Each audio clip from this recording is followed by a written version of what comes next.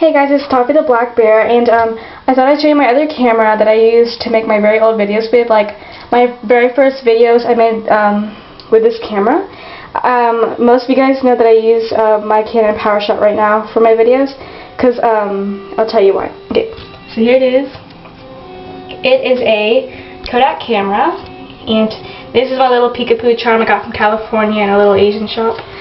Yeah, it's by Kodak, that's all I know, and on the side it says 7.5 megapixels, and on the top it says 3.6 optical zoom. So if you have this camera, probably should tell me, because my brother found this on the streets on Halloween. We don't know why, but it's just on the streets.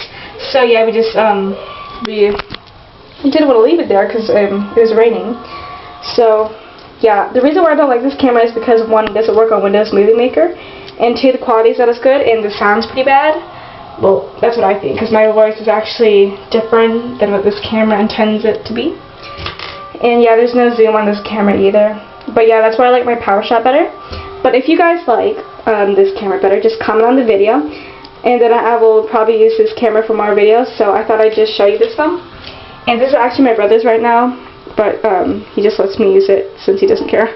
So yeah, thanks for watching. Peace.